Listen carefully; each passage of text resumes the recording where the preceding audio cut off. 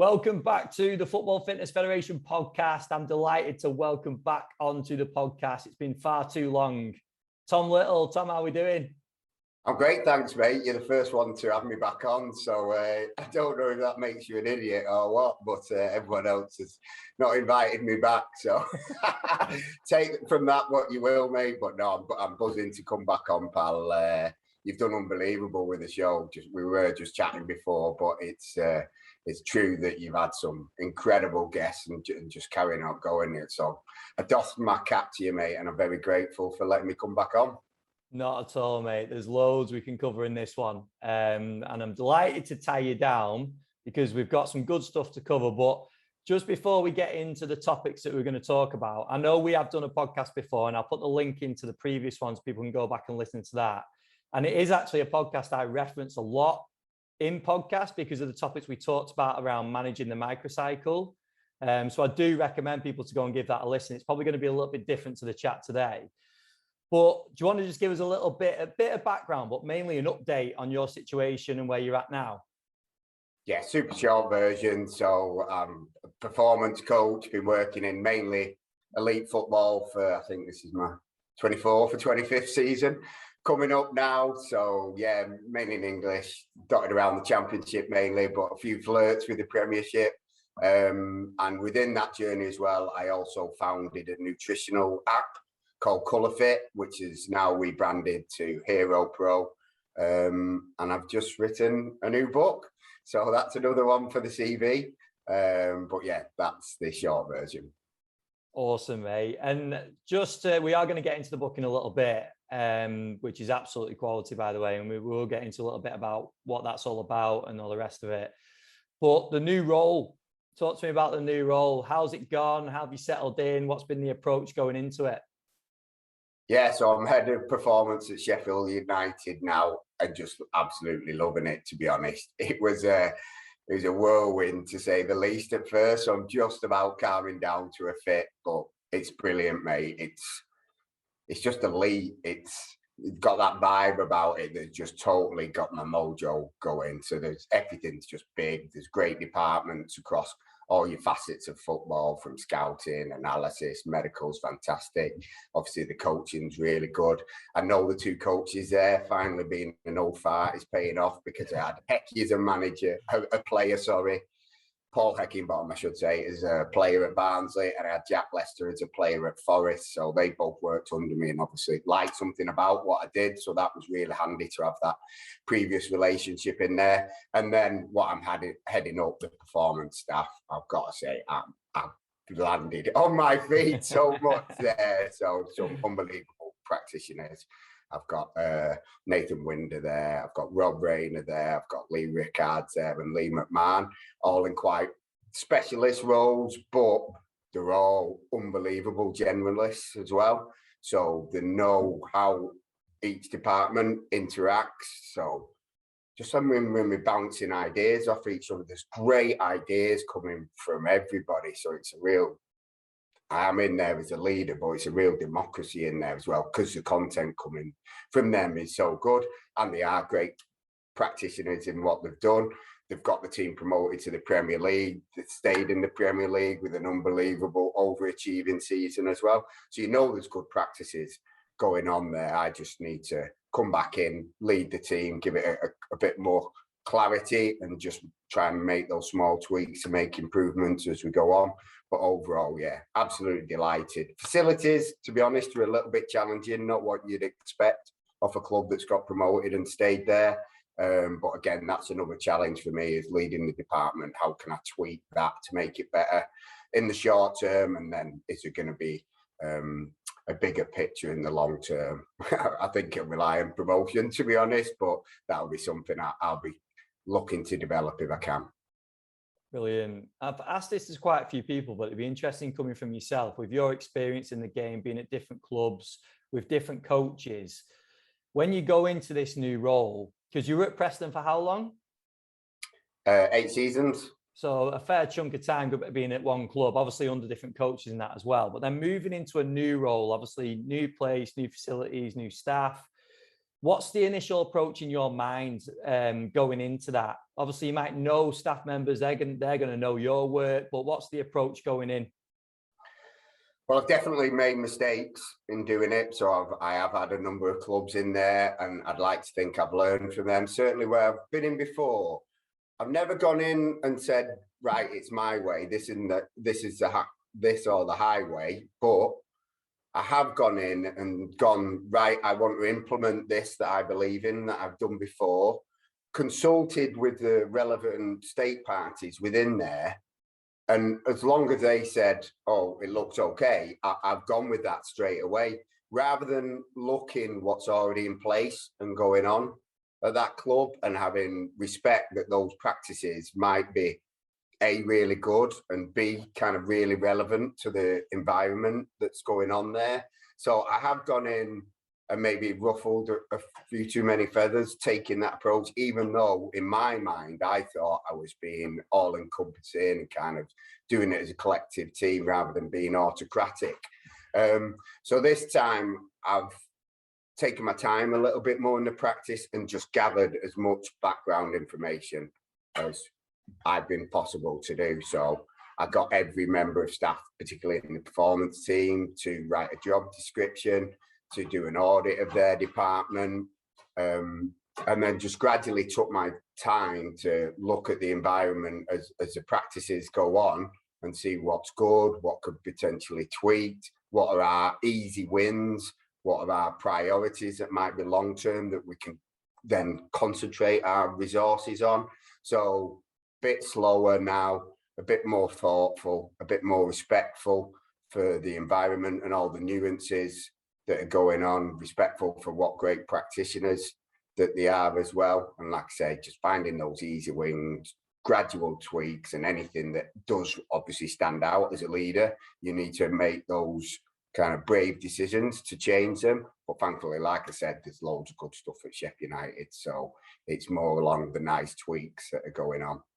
And for example, like a story with that from learning for different departments, there was a big testing culture at Sheff United when I went in. So first day, there's lots of testing going on. There's kind of the dentist there, the chiropractors there. We've got 3 force plates going, a Kangatech, a Nord board, 2 different gym aware devices going on, a lot of testing. And before that, I like to minimize my testing, because I think if you're not going to do stuff with the data, then what's the point? You're just collecting it for collected sake. So I was looking at all this and I'm like, there's no way you're acting upon all this data. I think it's just too much. But actually seeing that unfold, it was incredibly impressive.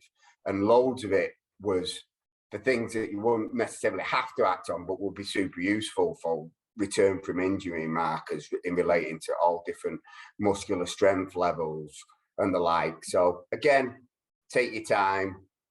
You learn, every day is a learning experience, and when you let the environment unfold, you'll be surprised what you learn sometimes, and unfold some of your biases that we all have. Yeah, that's a great point.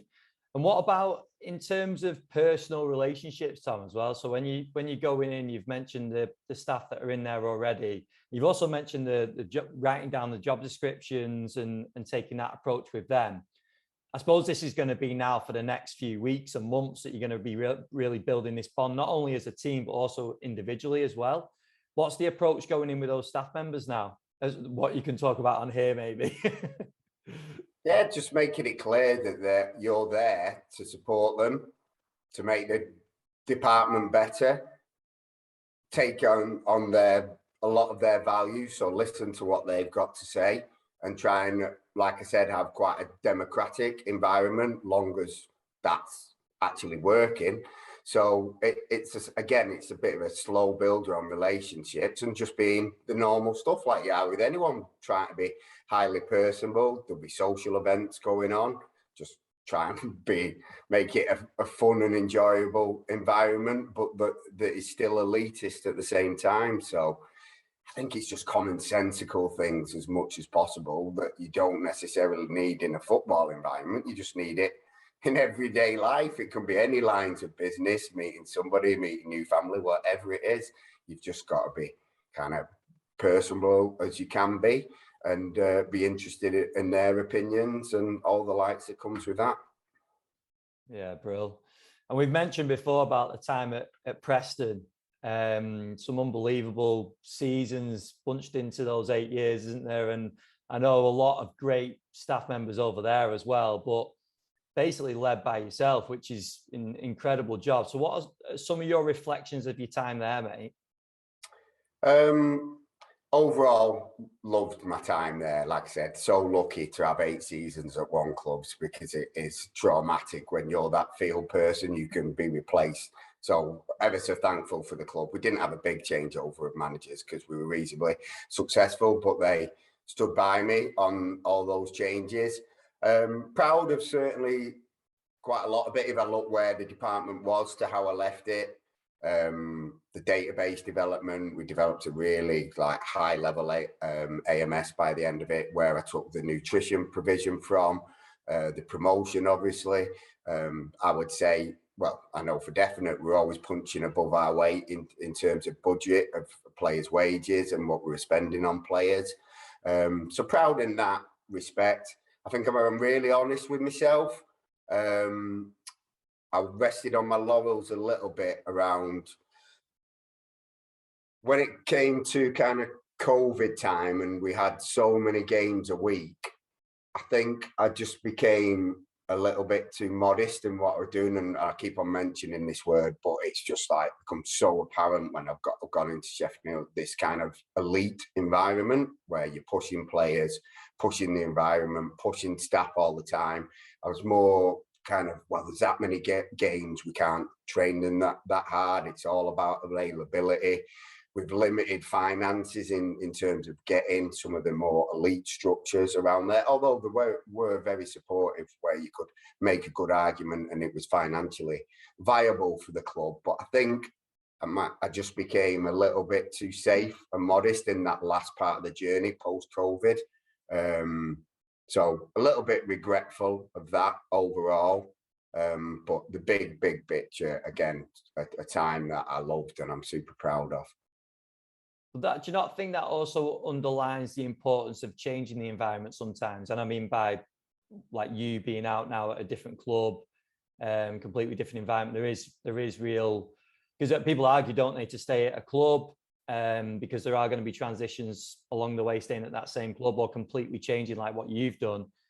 There is value to that as well, isn't there? It is a challenge if you're staying at the new club. It's just so much inherently easier if you do go to a new environment to reinvigorate your spirits and look at new challenges and really assess everything and go from there. When you're there for a long time, you almost know the environment. You're part of the environment so much that you don't actively act on where there can be changes. And again, you gather biases as you're going on from yourself, from other members of staff as well. We always did things like audits. I had an external audit in there as well. So we took levels to try and push that environment, but it's a real skill. And if you read a lot of leadership books, they describe how hard it is, but ways of doing it, if you read Legacy and things like that, even though the All Blacks are the greatest team in the world, they're always reinventing, because their culture was, if you're standing still, you're going backwards, because everyone's always pushing at the elite level. So it's harder to do. It is possible when you stay at a club, but it requires a lot of skill and reflection, potentially external sources to come in and help you to do it at a really high level. Yeah, no, I agree. Awesome. And then going back to Sheff United now, is there any changes and maybe lessons from your time at Preston that you're going to implement or look to implement with Sheff United? I'm going to be over this word, but we're going for it. We're not singing or shouting about how good we are or anything, but we believe that we can do really well this season, and how that comes out, we'll wait and see. But we believe we've got a culture, we've got the players, we've got the staff to drive us on to success. A lot of development plans, so it's all we really want to push to make players better. And that might not be just training based. It could be lifestyle, it could be nutrition, it could be social factors.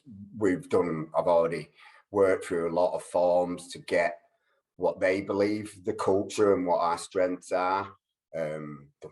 Things like getting them to write a story to themselves for the end of the season about what they've achieved and how they've done it. Is this players, Tom, or staff? Yeah, this is players. Players, yeah. We're going to do it with the staff as well. They don't know yet, so yeah, we'll see if they're listening to this. Things like development areas. Each coach has got an area of players that they're going to work with, and they've been assigned as a performance member of staff. So we're going to have these focus groups where we bring the players in and gather what they want to work of and give them our opinion. So there'll be a lot of kind of work around what's the right thing to do, getting their buy-in, but then executing it. That's the big thing. It's not just ideas, it's we are executing it, and we've got the staff and the buy-in to do that, led by Eki at the top. He's super keen to get these things going. So yeah, lots of focus on developing the individual players. And I think a big one, again, it's handy that I know the manager and assistant manager, but just getting myself so aligned to what they want and their philosophies in the language that we use to the players. So they've done some great presentations, and then we had a meeting as a performance staff where we used all the language from their presentations and took it into what we're going to say to the players, and things like our posters and wall of words and things like that. So there's a real commonality in our language, and there's that transfer all the time of doing things. You're doing it for a performance perspective, but it's always to make you a better footballer. That transition is super clear by having that clear alignment.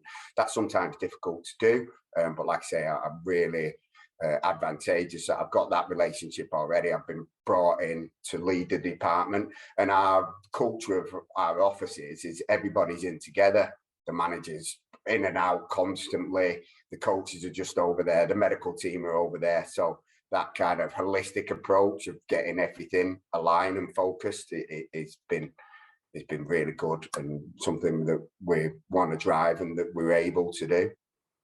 These all sound like small factors, don't they? But they're huge in terms of like the office setup, in terms of language and things like that. They can probably be really easily overlooked, can't they? But in terms of, you just mentioned legacy and culture, like essentially this for me is what it is, isn't it? Like this is where culture can be created, because you're setting these foundations.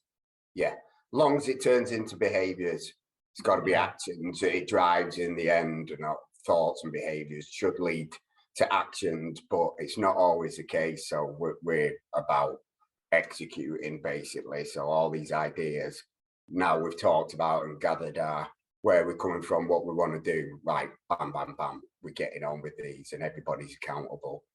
Yeah, class, mate. Listen, let's talk about this, because I was lucky enough to receive one, and honestly, mate, the standard of it is absolutely class.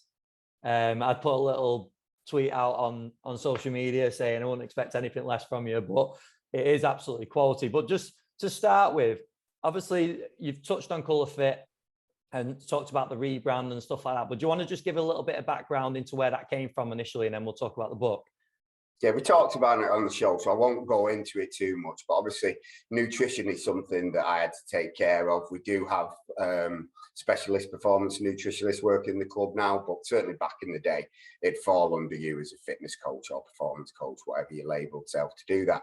And it was just such an unbelievably hard area to improve, despite like throwing so many resources. The young lads, the genetically gifted, the wealthy, so they're eating out all the time, and they almost just got away with a poor diet. So it's something I found just incredibly frustrating, and they say like frustration is the mother of invention, and thankfully it was with me.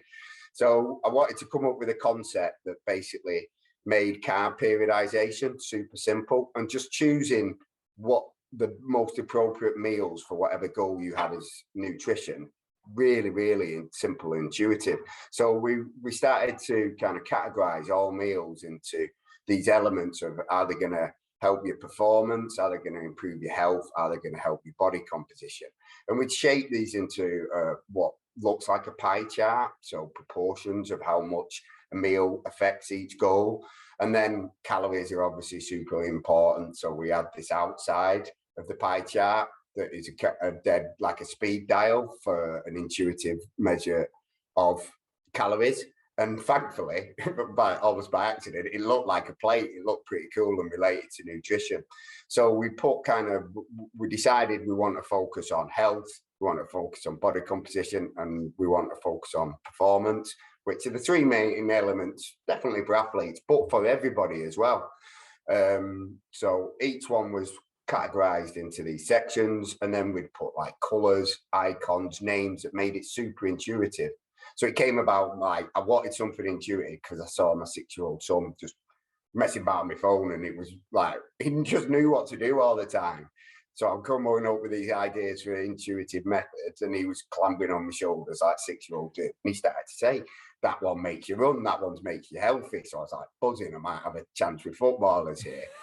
So we had this colour fit plate method, which really helped you choose meals. But that was only half the battleground. The big thing was like the players just didn't have the practical skills or the confidence to make the meals. So we were still struggling a little bit. So we decided, right, got this big meal library. Let's just start making simplistic videos for each one.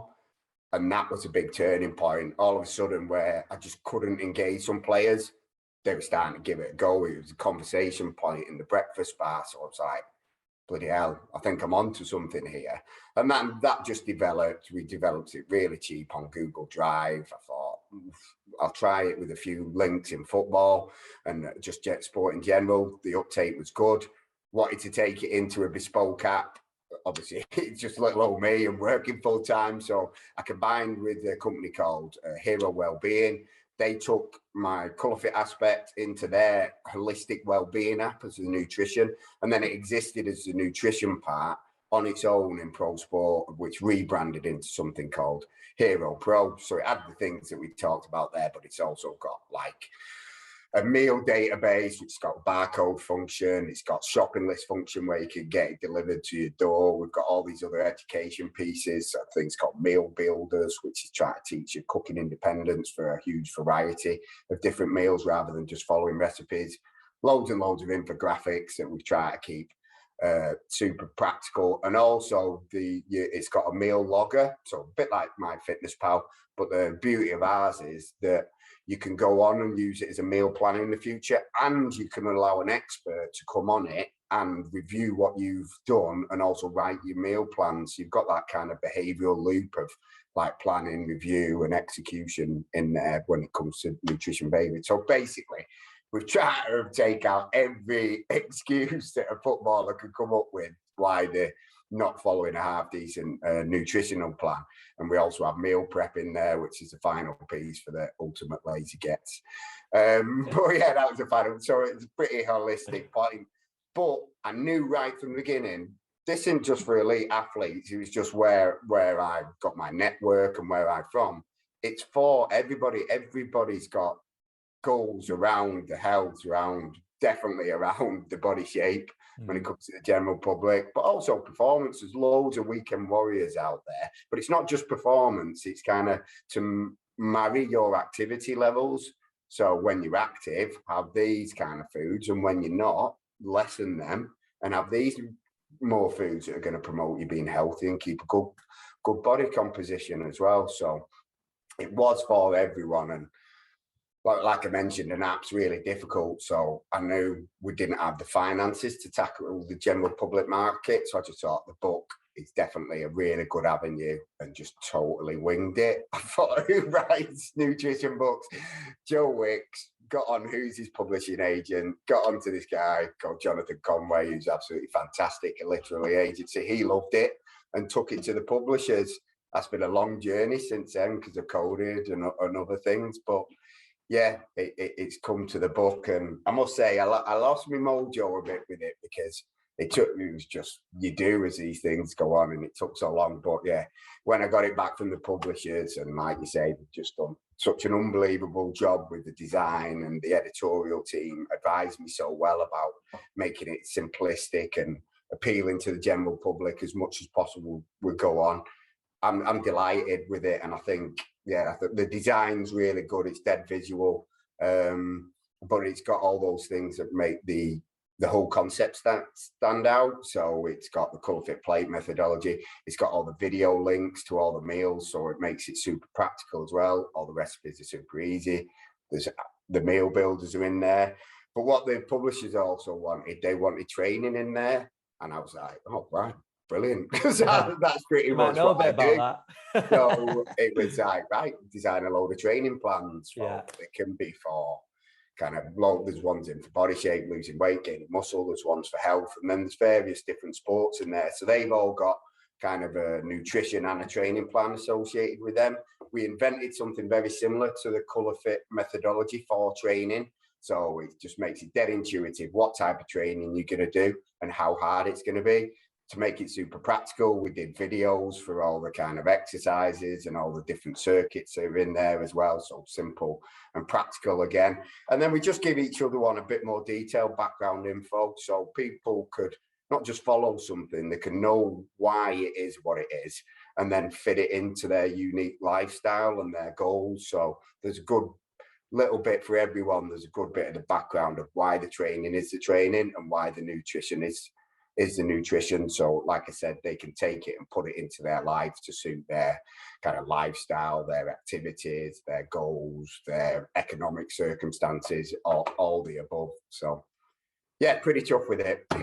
No, mate, honestly, it's the standard of it's brilliant. And I think just on reflection, I think the great thing about it is it gets into the nitty gritty of what people want to know straight away. Because you can have big conversations about nutrition, can't you? And all the benefits, and you can go into all the science, which there is in it. It is in here when you look for it. But initially you get hit with recipes and here's breakfast ideas and here's smoothie ideas and here's ideas for your evening meal, which is essentially what anyone wants, not just players, isn't it? We want to know what to eat and when. And I think that's the practicality of it. Like I left it on the table here the other day and my missus walked past, she's like, oh, what's this? And started looking through it because it's there. The pictures are there. It's so easy to follow. And essentially that's what people want. They want something that's really easy and just to be told what to do, don't they? And then, like I said, if you want the extra information, which you've touched on, which is all in here, you can look through and you can read and you can get what you want from it then as well, can't you? Yeah. It's my other buzzword. It's execution at the moment. You can tell I've swallowed a few leadership books at the moment, but knowledge is all well and good. And most people know what's good and bad food. It's doing it. Yeah. So it's making those behaviors really simplistic and practical to drive them to do it. So yeah, I always try and be as practical as I can. I think the other myth around nutrition is that you have to be like a chef to be preparing good food. And obviously there's stuff in here where you probably do need a few more skills than others, isn't there? But there's also real simple recipes in here that are going to give you everything that you need, aren't there? So like people don't have to be amazing in the kitchen, do they, to end up with some of these dishes that you've got here that are going to give you everything you need. Yeah, that was our core philosophy. Every meal had to be simplistic and they also had to have a health or performance angle to them. So we try to strip out kind of intimidating, unnecessary ingredients and minimize them, but at the same time, make sure they taste good, because if they don't taste good, people ain't going to do them again. That's for certain. So that's the core element. But yeah, it's just inherent in there, and that it's good for economics as well. Everybody's going through tough times with food at the moment, but it automatically lends itself to being super affordable because it is just natural ingredients minimized down to maximize taste. Yeah, 100%. Tom, where did they get them? Where did they get the copy of the book? Amazon's your best bet. So I'll send you a link that you can put on the show notes, mate. But if you just put in the colour fit method in Amazon, you'll see it come up. And then most bookstores are stocking it, particularly at the moment. So if you go into any of the well-known ones, hopefully you'll be able to grab a copy. The only disappointment is it's the only picture of you is on the back. I was expecting a big one on the front. Well, it's the little one inside. Like today, I gelled my hair and everything, so I'd right go on that and ironed out my wrinkles on my forehead. I've not been able to do that today, unfortunately, but yeah, like the picture I sent you is a bit of an old picture, that, but yeah, this video will find me out, unfortunately. But yeah, it's good. And there's a decent discount on at the moment of Amazon as well, so you can get 28% off, so not a bad time to dip in. Brilliant, mate. No, congratulations on it. It is a top resource, and something I encourage not just coaches and players to go and check out, but literally anyone, really, isn't it? Anyone can benefit from it. So yeah, go and check it out, and I will post the link in the show notes as well. So we finished these podcasts now with some quick fire questions. So we'll run through these, and then I'll let you go and sunbathe for the rest of the day. I'm hiding in the shade. Don't worry about that all day. We've got a game tonight, actually. With it's a panic station, so that one. Oh God, you can get your umbrella ready then. First thing, which will be really interesting for yourself, who are some of the biggest influences on your career so far? Oh, biggest influences, right? Back when I started, I think there's some real seminal pieces in fitness for football that are still highly relevant today. So Bangs Bowles' work, he just finished his PhD and wrote his book, and I still follow the vast majority of philosophies in there. And then Raymond Verheyen, I've probably bastardized his second name there. I've been told I've done that several times, but everyone knows who I mean. His classification into different energy systems and how to relay that for football drills really spoke out to me. Bangs Bowles was advocating that as well, but his classification and making it really aligned with football spoke to me a lot. Then I think, obviously, overall, super books at the time, I thought Periodization was a massive one for me by Bompert. Super Training by Mel Siff was just, it's incredible. You have to read it every page twice. It's that complicated, but just an absolute seminal book. And then I think just ongoing, I think for strength training, Dan Baker and Mike Boyle are massive influences on me. And then from a fitness perspective, Martin Bashite and Veronica Belay, their work around high intensity has been really influential on what I've done. And then I'd have to say all the coaches and managers that I've come across, they're not just, the age of the dinosaur is gone now. They're like really bright people, been really well educated in all facets to get to that role, and they've got a wealth of experience starting from when they started as footballers. So they've been exposed to multiple environments and took many lessons from them. So you can learn so much from players, coaches, managers. Yeah, 100%. What would you say your biggest strength is as a practitioner?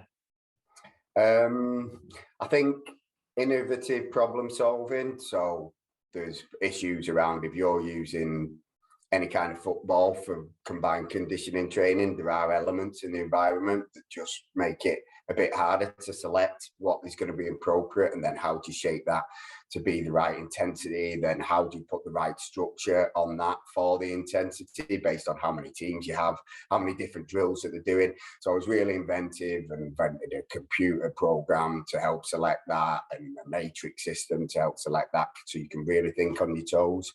And then just experience, I think, of just being a true generalist. So like I said, you had to do everything when I first started. So it was a necessary for the job. So I basically worked as a physio before, been a masseur in there, I'm the full nutritionist. So you asked me to do anything within a football or performance realm. So, right, take any type of session and you don't know how many numbers you get or what you're going to get. I can kind of do that. I can take screening, can in the strength room, super comfortable. Obviously nutrition, I'm super comfortable. More and more learning about leadership and all the areas around there, but I've been around departments to that. So I think just that real respect and knowing how all the different departments come together and work, I think that's probably my biggest strength. Brilliant. And then taking you back a few years, Tom, starting out in your career, before you landed that very first role, what would your advice be to that Tom back then? Oh God, it's so different now. I was just so lucky. It was I said it on the first podcast, but it was a newspaper advertisement, which like must make new practitioners absolutely sick. But I think I'd say something that I think I have lived, just genuinely try and help people and you'll be okay. If your objective is not about yourself and making you look good, it's about trying to help your players, trying to help your fellow members of staff and the like, you're not going to go far wrong with that. Another bit of advice might be that just if you're going to go to the top of the tree in performance, you might have to move house and make sacrifices on that. I chose never to do that. I've always lived in the same place. But I stand that by decision because friends and family were my priority and a huge part of life. Life's not just work. Well, that is massive, but life's so much more beyond that. So that was my choice. But I think if you're someone that's super ambitious and you're setting sights to, I want to be at Barcelona, I want to be multiple sports, I want to go to the MLS, whatever it is, you have to accept that you're going to have to make sacrifices in terms of family and friends. Yeah, great advice. And then just finally, mate, what's your approach now to CPD, continued learning? Like, how do you go about that? Mainly through podcasts and Audible and like Audible versions of learning. I'm not the best learner for that, I must admit. I'm much better reading, but it's just so convenient now, and there's so many great resources like your podcast on Audible, lots and lots of books. So like I said, I'm churning through about one leadership book a week at the moment. But it's just such a convenient method because you're in the car quite a bit, working out quite a bit, on my bike, I'm running. It's just something that you can feed in, and then when you're with your family, you can be with your family. So that's a really good methodology. And then just ones that bring multiple resources together and review. I always like the Journal of Sports Science for that one. There's lots of publications that are more kind of review based. I don't get too much into the singular papers these days unless I've got really specific interest. So there's loads of good resources out there. Sportsmith has become a good one recently. They pull lots of research together, and they have experts coming on doing really practical based pieces of work. So yeah, there's lots out there. There's too much out there though. You can just like, even on social media, you can just get down a rabbit hole that you sometimes can't get out of. So be aware of that as well. This might be a tough one to wrap us up, but give us one book recommendation. You mentioned about a few leadership books recently. You talked about Legacy. Is there any others that stand out for you? Oh, I love Legacy just because the guy on Audible, he's a native New Zealander, a Maori guy. So you're just getting into it when he was doing all the Maori stuff. So I love that. It's a great book anyhow. But one I'm on at the moment, I'm an absolute bullet point guy. If like you could say it quickly, that's me all day. And it's called No Bullshit Leadership. So I'm quite enjoying that one. I haven't finished it, but I'm in the midst of it. And that's where I got my execute from at the moment, that I'm going around. People must think I've got it in for somebody. Somebody's going to get their head chopped off somewhere because I'm just executes everywhere we go in life. But yeah, that's a good one. That's got to be followed with a T-shirt you start wearing somewhere. I'll have a new word soon. Class, mate. Tom, thank you for your time. That was great to catch up. And yeah, I recommend everyone to go and check the book out as well. Just to wrap us up, what's your socials? On Twitter and Insta, and I think Facebook as well, it's at Hero Pro Sports. And then on LinkedIn, it's just my name, Thomas Little. So you'll find me on there. And if you want to drop me a line, it's tom.little@sky.com. That's a dead easy way of finding me as well.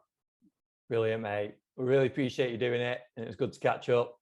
No, I'm super grateful for coming on, mate. Like I said, keep up the excellent work. You're a brilliant resource for everybody that's in the football world. So yeah, long may it continue, pal. Thanks, Tom. All right. Take care, mate.